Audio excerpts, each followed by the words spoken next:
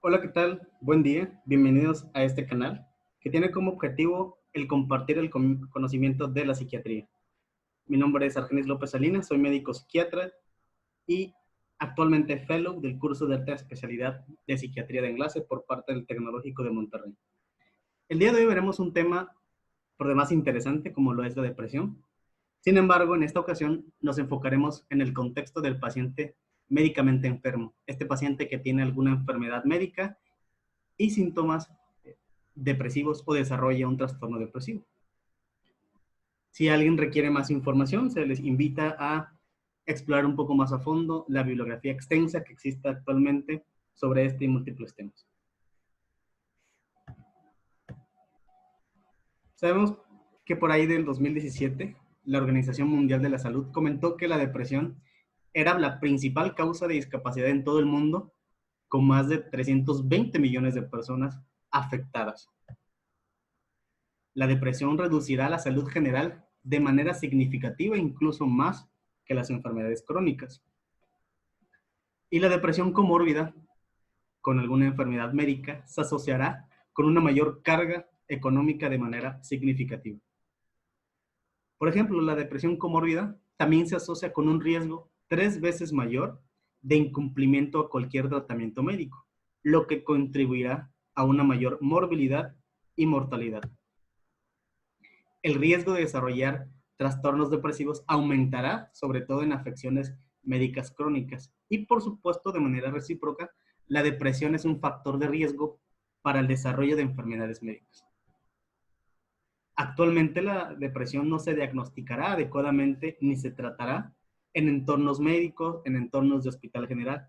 ¿Por qué? Porque existirá un subregistro de síntomas debido a múltiples causas, principalmente el estigma, la dificultad para distinguir síntomas normales de aquellos patológicos, por ejemplo, la tristeza de un estado de ánimo bajo o síntomas meramente ya de depresión, alguna superposición de síntomas físicos que tendrá alguna enfermedad médica y los síntomas depresivos, y por supuesto la falta de capacitación del personal que se encuentra atendiendo a los pacientes. Algunos otros factores psicosociales que también se verán relacionados en las personas que tienen una enfermedad médica y depresión son el estigma, la discapacidad relacionada con la enfermedad, algunos estilos de afrontamiento que serán desadaptativos, baja autoestima y un deterioro en el bienestar espiritual.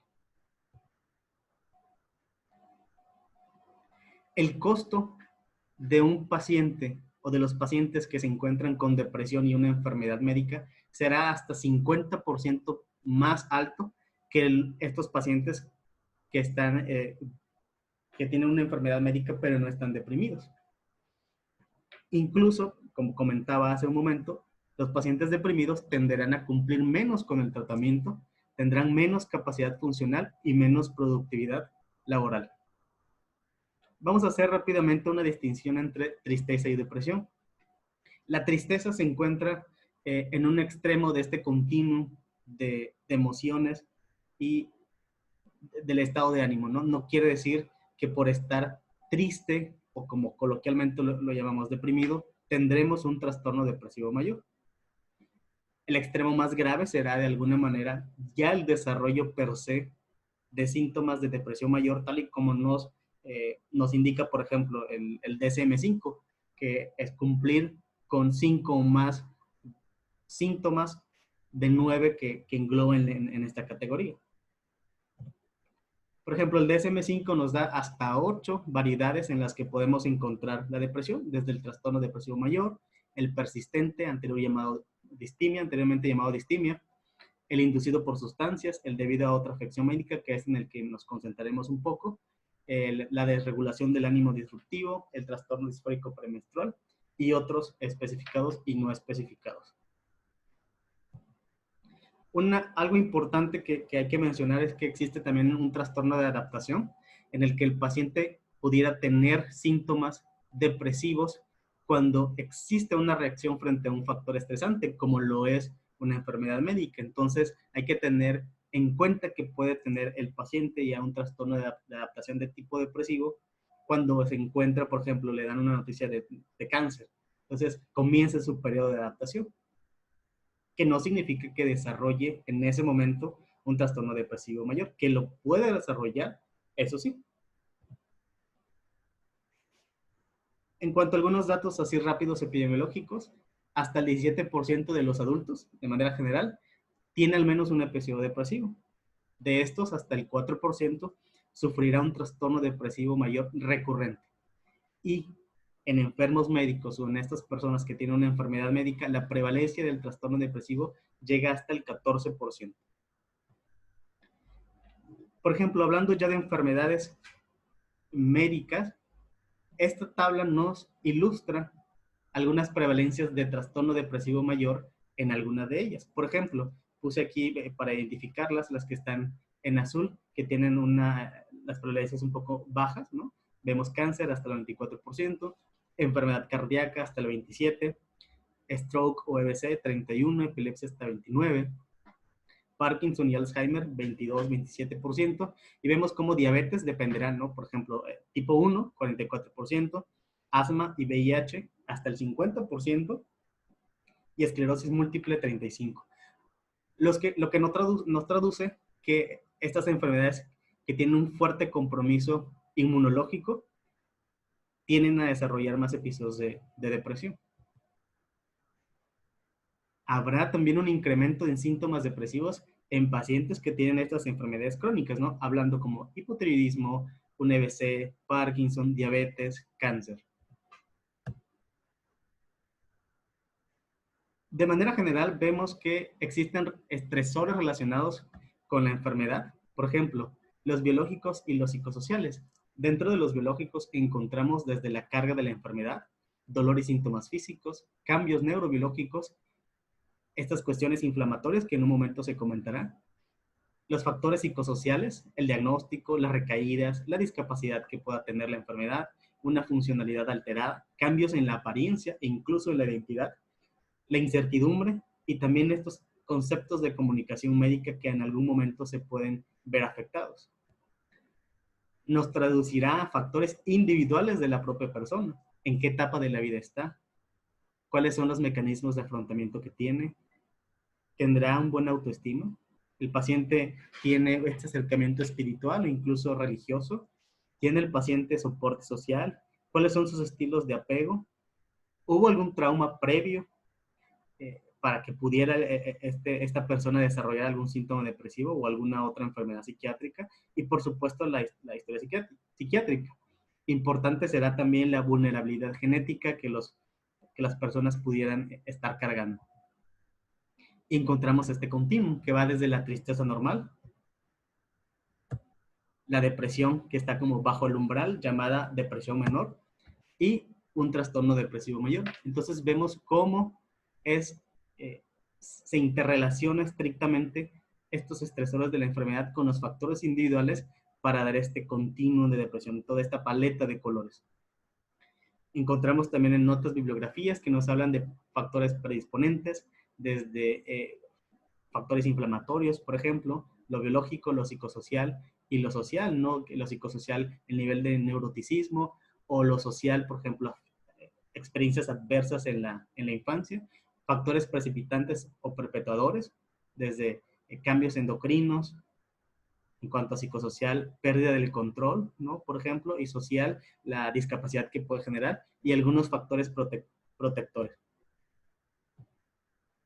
Por ejemplo, algunos autores han comentado que cuando el paciente tiene una enfermedad médica y la intensidad del dolor es alta, cuando la intensidad del tratamiento es mucha, es decir, tiene muchos fármacos o se somete, por ejemplo, a quimioterapias, cuando la enfermedad está más avanzada o hay una proximidad a la muerte, que el paciente ya se vea próximo a morir, pues aumentarán, por supuesto, el riesgo de depresión. Vamos a ver un poco acerca de depresión y sistema inmune de manera general. Esto nos habla que la inflamación sistémica por el sistema inmunitario, sobre todo esta inflamación que se presenta de manera crónica, nos va a dar una inflamación que algunos le han llamado como depresión inflamatoria asociada a citocinas o citoquinas. Estará caracterizado por síntomas más neurovegetativos y menos síntomas psicológicos, ¿no? Vemos, por ejemplo, en esta gráfica cómo el estado mental está estrictamente relacionado con el sistema nervioso, el sistema inmune y el sistema endocrino, ¿no? Desde hormonas y citoquinas, neurotransmisores, hormonas, es una relación muy importante porque la disrupción de este sistema nos precipita o nos puede precipitar síntomas depresivos. Por ejemplo, ¿no? Aumentos en la interleucina 6, en el factor de necrosis tumoral alfa, en la interleucina 2. Vemos también cómo la depresión puede estar relacionado con estrés crónico, lo que nos da una activación mayor del eje hipotálamo hipófisis adrenal, con una inflamación crónica, la resistencia a los esteroides, y hay un desbalance en todo este sistema inmunitario, este sistema de citocinas, ¿no? Entonces, de forma crónica, el riesgo de padecer depresión aumentará. En esta gráfica, que en un momento será un poco más grande, vemos cómo también la activación de la respuesta inflamatoria, tanto la innata como la adquirida, nos dará síntomas depresivos o está íntimamente relacionada con el trastorno depresivo mayor. Y aquí vemos cómo algunos medicamentos, sobre todo los inhibidores selectivos de la recaptura de serotonina, fungirán de forma importante para la depresión desde el aspecto inmune, ¿no? Algunos otros como el litio, el valproato, la ketamina, ¿no? Entonces hay un aumento en la actividad de los monocitos o los macrófagos, aumenta las especies reactivas de oxígeno, disminuye el número y actividad de las células natural killers, por ejemplo, en la inmunidad adquirida, perdón, aumenta la apoptosis, disminuye la proliferación, aumentan los linfocitos CD4. Por supuesto que esto nos hará que aumente también el interferón gamma, el factor de necrosis tumoral alfa, las interleucinas 1 y 6. Otra vía, por ejemplo, es la activación de la indolamina deoxigenasa, estrictamente relacionada con la vía de la serotonina, donde nos disminuirá el triptófano, aumentará el ácido quinolínico, disminuirá la serotonina, y todo esto nos conducirá a sufrir depresión. Depresión por medicamentos también es un tema muy importante porque se ha visto que algunos medicamentos particulares pueden tener síntomas depresivos que tal vez pueden ser menos prominentes y más leves o con algunas características atípicas como las que mencioné en la depresión inducida por citocinas. Por ejemplo, los medicamentos que más se han relacionado son los corticosteroides, el interferón alfa, la interleucina 2, los agonistas de la hormona liberadora de gonadotropina y algunos anticonceptivos. Las características clínicas y diagnósticos de la depresión en los pacientes médicamente enfermos, pues nos traerá dificultades. Por ejemplo, en algunas enfermedades médicas tendrán muchos síntomas físicos que nos pueden hacer que nos confundamos, ¿no? Por ejemplo, la disminución de la energía en un paciente que tiene cáncer, el insomnio, por ejemplo, la hiporexia con algún tratamiento que se le esté dando al paciente. Los pensamientos de muerte o los deseos de muerte en los pacientes que tienen enfermedad médica avanzada, por ejemplo, los que tienen cáncer, tal vez estarán más prominentes. Los pacientes también podrían sufrir de discapacidad o tener algún sufrimiento físico, ¿no? Incluso disminución para experimentar placer también puede ser muy importante a la hora de evaluarlo.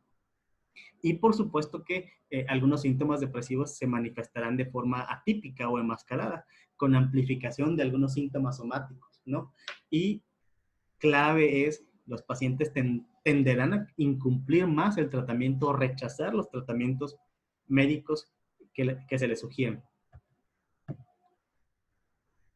¿Cómo debemos sospechar o plantearnos la idea que el paciente está pasando por un trastorno de depresión mayor o una depresión que está relacionada con una enfermedad médica? Pues con dos conceptos muy básicos, ¿no? La asociación temporal entre ese inicio de los síntomas y el inicio o la exacerbación de los síntomas de la afección médica de ese momento. Y por supuesto, escapará de la edad de inicio, del curso normal, como un trastorno depresivo mayor se pudiera presentar, e incluso estas formas atípicas que el paciente pueda presentar nos orientará a que el paciente esté pasando por una depresión relacionada a un contexto médico. Vemos aquí ya de nueva cuenta algunas características psicológicas de este continuum que les mencioné, desde la tristeza normal, la depresión menor y el trastorno depresivo mayor, según el DSM, ¿no? En la tristeza normal todavía el paciente mantendrá la intimidad y la conexión con las personas, creerá que las cosas mejorarán, sentirá una autovaloración, tendrá capacidad para mirar al futuro y mantendrá la persona la voluntad de vivir. Cuando tiene ahí una depresión menor o que está bajo el umbral o no cumple con eh, los criterios del DSM-5, precisamente es lo que nos mencionan, ¿no? Es autolimitado, dura menos de 2 semanas, etcétera, pero puede tener síntomas que duren un periodo de 2 años. Entonces hablamos ahí de un trastorno depresivo persistente, anteriormente llamado distimia. Y per se la depresión que nos marca el DSM-5 con todos estos síntomas.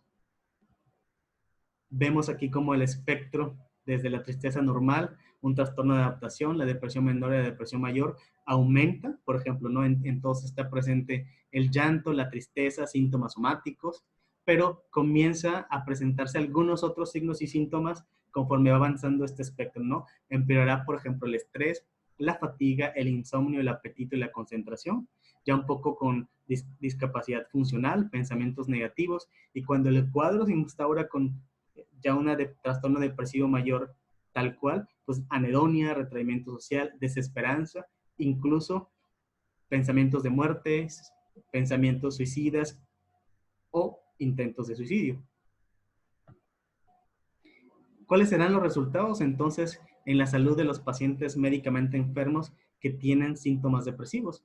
Por supuesto que aumentará el riesgo de enfermedad coronaria de 1.5 a 2 veces, aumentará el riesgo de accidente cerebrovascular 1.8 veces, aumentará el riesgo de cáncer 1.9 veces, aumentará el riesgo de padecer diabetes hasta 1.4 veces más, aumentará el riesgo de epilepsia de 4 a 6 veces más y aumentará el riesgo de Alzheimer hasta 2.1 veces más, ¿no? Entonces vemos que la depresión comórbida con enfermedades médicas se asociarán a peores resultados médicos y altas tasas de mortalidad en estas personas.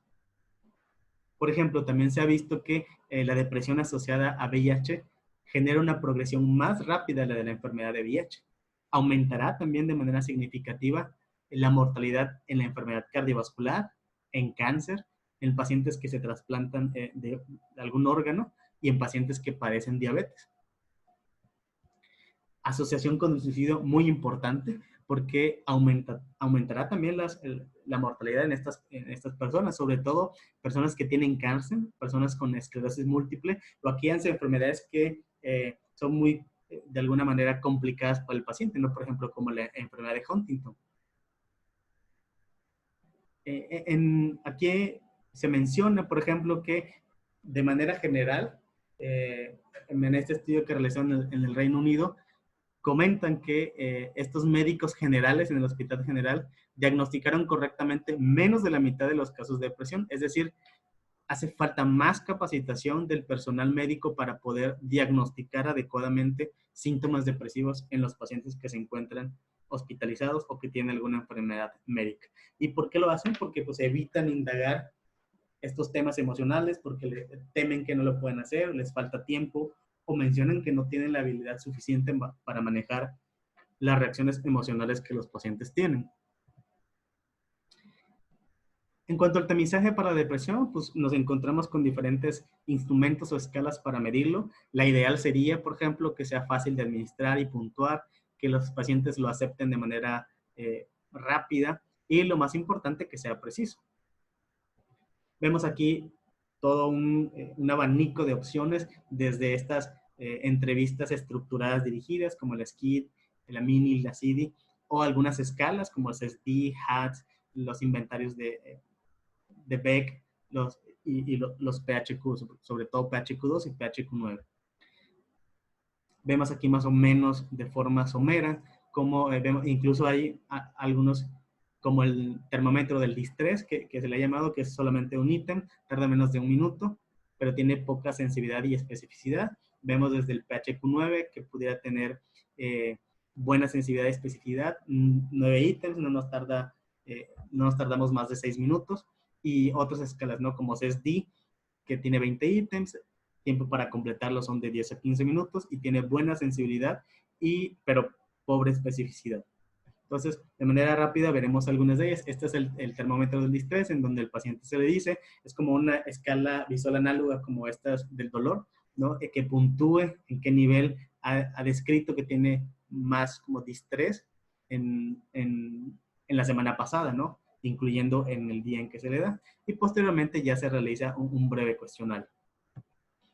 Vemos la escala HATS, que es una escala de depresión y ansiedad en el hospital. Es una escala autoaplicada de 14 ítems. Se usa para pacientes que tienen enfermedad médica y son dos subescalas separadas de 7 ítems para ansiedad y 7 para depresión. No incluye síntomas somáticos y los puntos de corte van de 8 a 6. O sea, con 8 puntos ya nos orienta que esta persona pudiera tener algún síntoma depresivo o ansioso. El PHQ-9, muy utilizada, 9 ítems del DSM-5, los criterios del DSM-5 para depresión mayor. Y en poblaciones médicas, los puntajes oscilan desde 5 hasta 10 como puntos de corte. Dependerá también de la literatura del que se base. La CES-D es una escala autoaplicada de 20 ítems con síntomas depresivos. 4 de los 20 ítems son somáticos. Se usa también incluso en muestras comunitarias y también en muestras médicas, y los puntos de corte van desde 14 a 23. Y la escala de Beck de 21 ítems, hay otra de 13 ítems también. La de 21 ítems tendrá síntomas somáticos, la de 13 ítems no, y las puntuaciones incluso puede ser hasta 7.